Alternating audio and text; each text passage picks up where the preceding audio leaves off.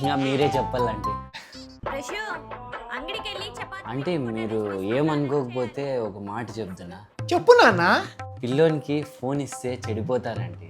Mobile పిల్లోళ్ళకి ఇవ్వడం వల్ల చాలా ప్రాబ్లమ్స్ ఉన్నాయండి. మా చిన్నప్పుడు మేము బయట ఆడుకుంటే మా పేరెంట్స్ కొట్టి తీసుకొచ్చేవాళ్ళు ఇంట్లోకి. ఇప్పుడు పిల్లోళ్ళకే సెల్ చేతిలో ఉంటే చాలు. పిల్లలు బయటికి పోయి ఆడుకోవాలంటే సెల్లులో కాదు, బయటికి పోయి ఆడుకుంటే ఇమ్యూనిటీ పవర్ పెరుగుతుంది. ఏమంటే రాస్తున్నారు? నువ్వేమో నీతులు చెప్తా అంటే రాసుకుంటాను నాన్న. అయ్యో మీరు ఫీల్ అయినట్లున్నారు, వద్దులేండి అంటే.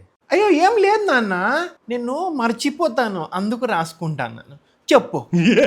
Okay okay. సెల్ వాడడం వల్ల మెంటల్ హెల్త్ చెడిపోవడమే కాకుండా nerves problem, eye problem, headache, బయట పోనందువలన డి విటమిన్ డెఫిషియన్సీ, ఇలా చెప్పుకుంటూ పోతే చాలా ఉన్నాయండి. ఫైనల్గా నేను చెప్పేది ఏంటంటే, ఇది లాస్ట్ పాయింటా? నేను స్టార్ మార్క్ పెట్టుకుంటా. పిల్లలకి మొబైల్స్ ఎక్కువసేపు ఇయ్యకూడదు. Very good.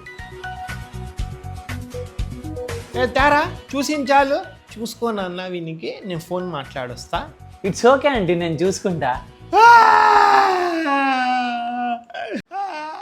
నూరు ముయ్యబాయ్. హలో చెప్పక్క, ఏమంటాక మళ్ళా మీటింగ్?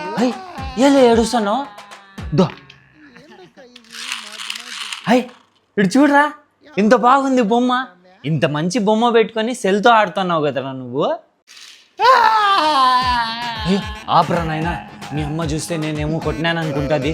దో ఇది తీసుకో, పిసుకు. సర్లేక ఎప్పుడంట మీటింగ్? రే నూరు కాలు మొక్తా.